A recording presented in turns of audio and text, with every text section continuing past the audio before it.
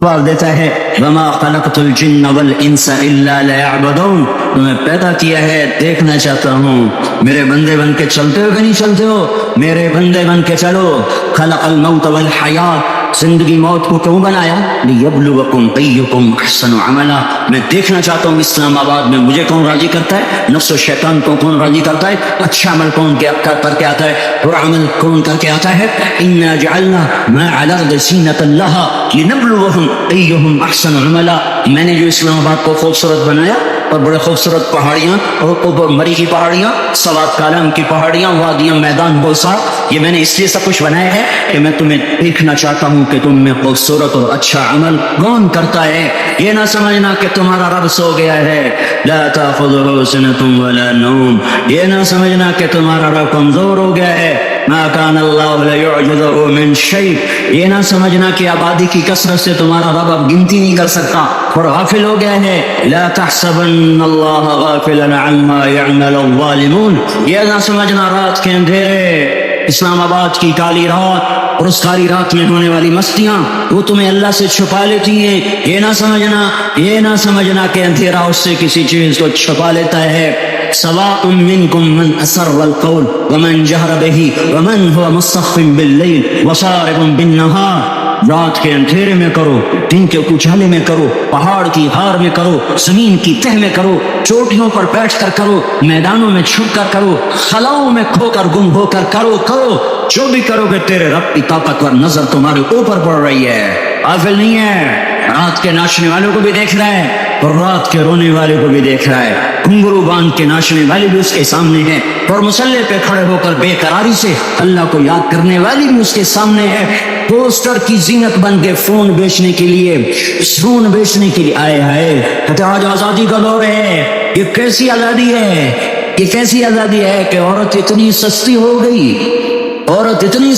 گئی کہ ٹیلی فون بیچنے والوں کے لیے بھی ننگی ہو کر پوسٹر پر اور موٹر سائیکل بیچنے والوں کے لیے بھی عوریاں ہو کر پوسٹر پر، ڈبل روٹی اور فریج بیچنے والوں کے لیے بھی عوریاں ہو کر پوسٹر پر۔ یہ آزادی نہیں ہے، یہ فحاشی ہے، یہ بے حیائی ہے، یہ اخلاق کی آگ ہے، یہ بد اخلاقی کا جنگل ہے، انسانیت نہیں ہے۔ انسانیت وہ ہے جو میرا محبوب لے کر آیا، جو حضرت محمد صلی اللہ علیہ وسلم لے کر آیا، اس نے عورت کو عزت بخشی، مقام بخشا، ماں کے روپ میں بنایا کہ اس کے قدموں تلے جنت ہے، بیٹی کے روپ میں بیٹی کا روپ اللہ تعالیٰ نے دیا تو میرے نبی نے فرمایا اللہ نے جس کو 2 بیٹیاں دی ان کی شادی کر کے بیاہ دیا تو اور میں جنت میں ایسے ہو جائیں گے۔ بہن کا روپ دیا تو میرے نبی نے فرمایا اللہ نے جس کو 2 بہنیں دی ان کی خدمت کرتا رہا، ان کی شادیاں کی، شادی کے بعد ان کو وراثت میں ان کا حصہ دیا۔ پورے پاکستان کا رواج ہے مالدار یا فقیر اپنی بہنوں کو بھائی جائیداد میں حصہ نہیں دیتے، جو جہیز دے دیا بس وہی دے دیا اور باقی پر ٹاکا مار کے قابض ہو جاتے ہیں۔ کوئی بہن حصہ مانگے تو کہتے بڑی بے غیرت ہے، بھائیوں سے مانگتی ہے۔ بے غیرت تو وہ ہے جس نے ایک شادی کا دودھ پینے والی بہن کا حق مار کے گھر بیٹھ گیا ہے۔ تو جس نے 2 بہنوں کو پالا، شادی کی، ان کا پورا حق ادا کیا، حق ادا کرنے کے بعد بھی ان کا خیال کرتا کرتا مر گیا تو اس پہ جنت واجب ہو گئی۔ بیوی کے روپ میں آئی تو اللہ تعالیٰ کے نبی نے فرمایا بہترین مسلمان وہ جو اپنی بیوی کے ساتھ اچھا سلوک کرے، اور میں سب سے اچھا سلوک کرتا ہوں اپنی بیویوں کے ساتھ، اور بہترین مال وہ ہے جو تم اپنی بیوی پر خرچ کرتے ہو اور اپنے بچوں پر خرچ کرتے ہو۔ اللہ تبارک و تعالیٰ نے اسلام کو عورت کی عزت کا ذریعہ بنایا۔ یہ عورت کی عزت نہیں ہے کہ گھنگرو باندھ کر وہ اسٹیج پر اس کی چھنکار پہاڑوں کو بھی چھلنی کر رہی ہو اور ایمان کی بھی جنازے اٹھ رہی ہوں۔ کیا ظلم و ستم ہے، جو امت حیا پھیلانے آئی تھی وہی بے حیائی کے اٹے چلانے بیٹھ گئی۔ جس امت نے پاکیزگی کو وجود دینا تھا وہی گٹر کے بیوپاری بن گئے، جو سچ کو بیچنے آئے تھے وہی جھوٹ کے ایجنسی ہولڈر بن گئے، جو عدل کا نظام قائم کرنے آئے تھے وہی ظالم بھیڑیے بن کے بیٹھ گئے۔ تبھی تو اللہ نے قیامت کا دن رکھا ہے۔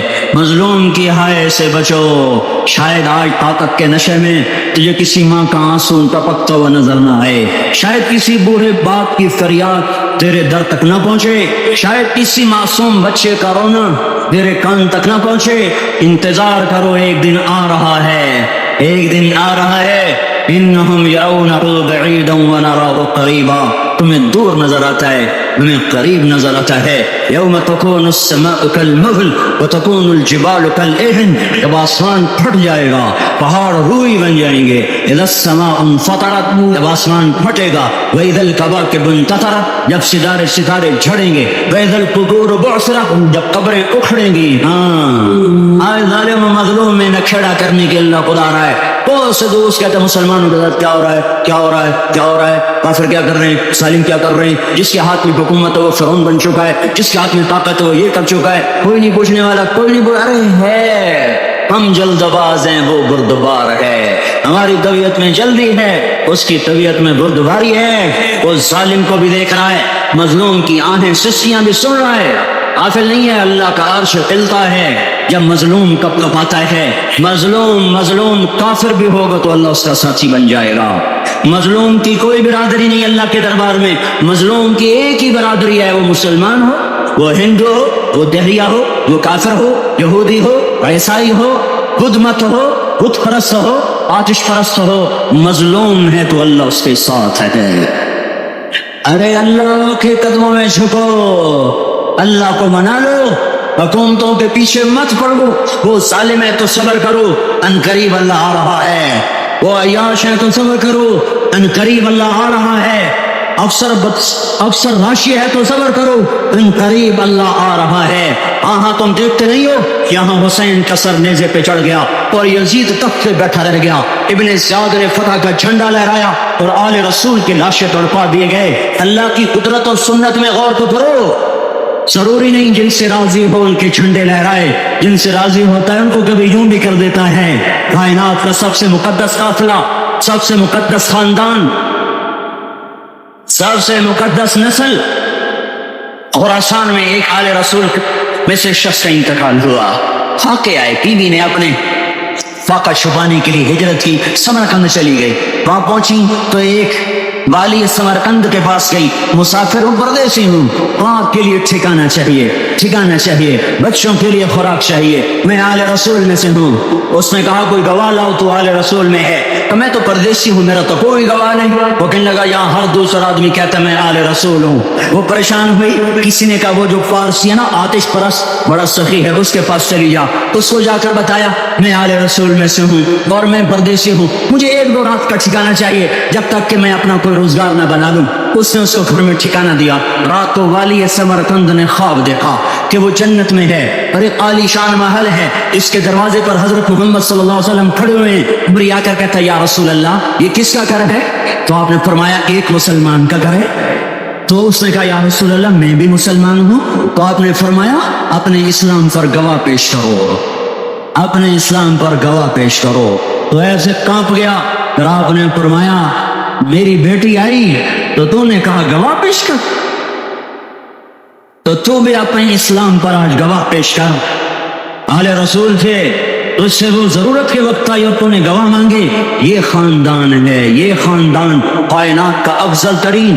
اس کی آنکھ کھلی، اس کی ہائے ہائے چیخ پکار. او بھائی وہ بچے وہ عورت کہاں چلے گئی؟ کہ وہ پارسی سردار لے گیا جو صبح صبح دھما دھم اس کا دروازہ جا کر کھٹکھٹایا. او بھائی منہ مانگا انعام لے لے، وہ خاندان مجھے واپس کر دے. تو اس کی آنکھوں میں آنسو آ گئے. کہا آقا سودا بن دیکھا تھا تو ہو جاتا، دیکھنے کے بعد سودا نہیں ہے. میں اس گھر اس عورت اور ان بچوں کو پناہ دیتے ہی اللہ نے میرا دل کھولا، میں مسلمان ہو گیا، میرے بچے بھی مسلمان ہو گئے. میں شام تک پارسی تھا، میں سویا ایمان کے ساتھ، اور جس وقت تم خواب دیکھ رہے تھے اسی وقت میں بھی وہ خواب دیکھ رہا تھا. جب تجھے دھتکارا جا رہا تھا تو مجھے اللہ کے رسول کہہ رہے تھے یہ محل تجھے دیتا ہوں، یہ محل تجھے دیتا ہوں.